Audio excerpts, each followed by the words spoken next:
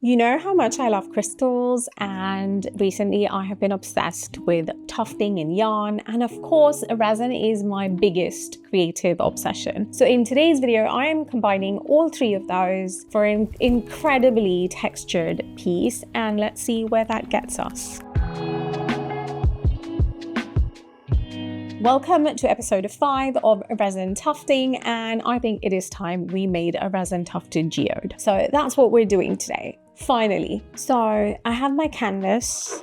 It is massive because, you know, go big or go home. I've had this vision since months now, if not longer, of this piece where it's basically like a geode, but it's like sort of like diagonally across the canvas, and there's negative space on either side, and it's super textured, and the crystals and the yarn and the resin, oh, I love it. Okay, so plan is we make it come to life. I need to figure out how to sort of trace out the layout of the land, if you will, and actually get it transferred onto my tufting frame so that I'm tufting out the veins, but without wasting a whole bunch of tufting cloth, if that makes sense. I don't know if it makes sense, but I'm gonna get my tufting cloth out and then we will figure this out. We will do it. So I start by laying down my canvas and rolling out the tufting cloth, and the plan is simple. Basically, I trace the design. Now, what it actually looks like is me aggressively drawing squiggly lines like I've lost all direction in life, and these secret codes I'm writing everywhere, well, they're just basically me labeling the yarn colors for each section. Now, I'm sure there's a proper way to maximize the tufting cloth, but it's starting to get like complicated, and instead I'm just gonna do it this way, which also means that this entire thing is not gonna fit on the frame. So we're gonna have to do this in sections. So I tuft the bottom, then roll the fabric, and then tuft a bit more, and I have not done it this way before, so hopefully it works. Also, just a quick disclaimer, I feel legally obligated to repeat in every video, this is not a tufting tutorial. A, because we aren't even tufting a rug here, and B, because I am still not very good at this, but I do enjoy it. I love the texture, I love combining the yarn with the resin, and I'm not stopping anytime soon. We literally just made this technique up and it's gonna live. Now for this piece, as you can see, I'm sticking with like black and green tones, like very moody and just the vibe I'm after. Of course, every now and then the yarn decides to absolutely ruin my life. So I just sit there untangling it and questioning my choices. Sky even came to check in on me, and he strongly suggested I just stop everything and go play with him. So we negotiated. I finished tufting and then he gets a massage later. I think it's a fair deal. So somehow I have successfully or semi-successfully tufted what I need for this piece. So I'm going to take that as a win. And the next step is to drench this entire thing with liquid latex, which basically in theory is to sort of like lock all the fibers in place so they don't come undone. I mean, that's my understanding anyway, so we're going to trust the process. So while that dries, it is time for me to honor our agreement.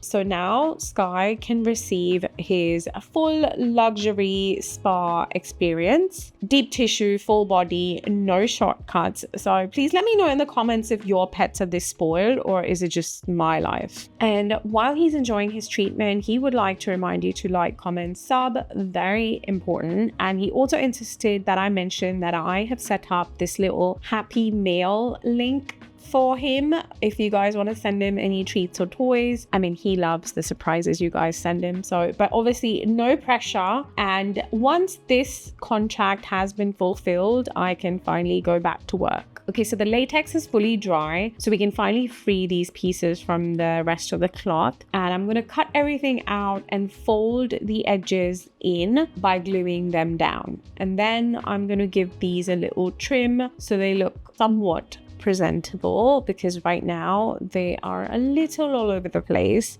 And once that is done, it is time to attach these to the canvas. I want these to feel really like sort of integrated into the piece. So I'm sort of like wrapping them over the edge and securing everything underneath with some hot glue. It's nice and clean from the front, slightly chaotic underneath, but we don't talk about that. Now, before we get into the resin, I need some kind of like barrier between the yarn and the resin, because wet yarn isn't really the vibe we're going for. So I'm going to use some of this gold texture paste. This is just some leftover from Temu. I actually really like it. It looks really nice. It's proper metallic. And this is just going to basically be that barrier, if you will. And it's gold. So if it shows through, I'm not mad at it. If it gets covered, that's fine too. Now, the outer edge of the yarn was also looking a little bit unfinished. So I decided to take some loose strands of yarn and glue them along the line, like kind of like framing it, like kind of controlling the chaos, if you will. Again, I've not done this before, but I feel like it might be a vibe, and we're just trusting instincts here. Now, my favorite part,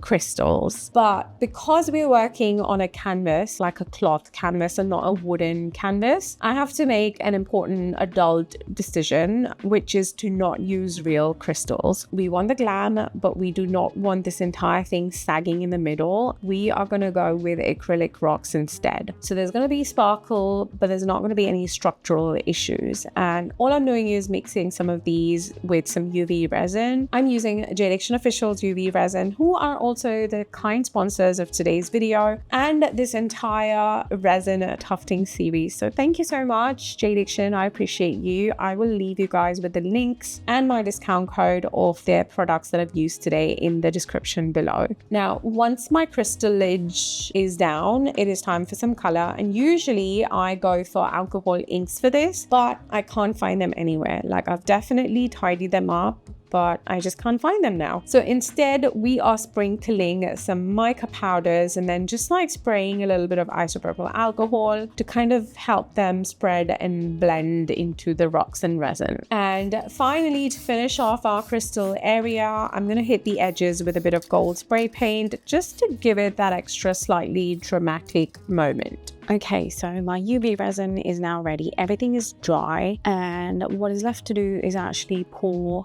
resin. I just realized this canvas is exactly the size of my craft table. Like literally, there's no space after it. When I pour resin, it's gonna go drip down the sides, and I can't have that. The reason I can't have that is I have a track record of having resin going on my carpet.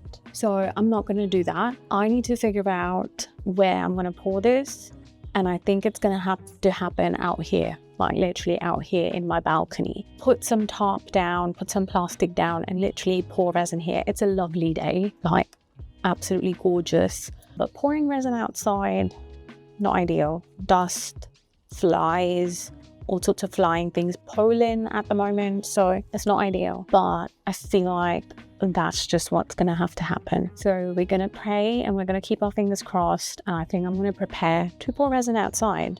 I mean, there's always a first. Yeah, so that's what I'm gonna do. All right, so resin time. I'm mixing up another batch of JDiction resin, and this has been working for me so well throughout this tufting series because the consistency is just perfect. Like, it's not too runny, it's not too thick, so it's just perfect and controlled, and that's how I like it. I'm mixing my colors, and we're gonna take these outside because if there is an opportunity to pour resin in the sunshine, I am taking it. There's just something about the natural light hitting the resin and those micas and the way it moves and catches, it just hits different, and I'm not mad at it. Now, somewhere along the line, my glove betrayed me and I ended up with resin all over my finger and under my nail. So I reached for my resin remover. This is also by JDiction, and I'm not exaggerating. This stuff works so well. So it's got these like tiny granules, and you just kind of like rub it in, and the resin literally just melts away, like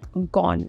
as somebody who's super clumsy with resin, I need this in my life. Now, one thing I've learned working on a canvas like this with resin is that after a while, the resin starts to pull away from the edges, which is not ideal. So when it gets to that slightly tacky, sticky stage, you want to go back in and just gently pull it over the edge and kind of like encourage it to flow over the edge, because if you don't, you're going to have to come back for a second coat, and I'm not keen on doing that. Now, as predicted, our texture base completely kind of disappeared between our resin and the yarn. I think I'd like it back. Like, I did like that hint of gold. So I'm just going in with some black UV resin along the edge. Once that cures, I'm going to go in with this gold marker and just bring that gold detail back. Now, for the white negative space on the canvas, it is looking a little tired. I mean, I have been working on this piece for a while and it shows. So we're going to fix that. Just a little bit of white gesso and this sponge thingy, and we're just going to freshen it up, making it clean, because basically we're at the finish line now. And this is what it's looking like. This is where everything finally comes together. I mean, all of those like little chaotic decisions actually start to make sense. The texture on this piece is honestly my favorite part. It's soft but structured, messy but intentional. And then you've got those crystal sections catching the light in the best way, just adding all that drama. And the resin is just doing its own thing. It moves, it reflects, it almost looks alive.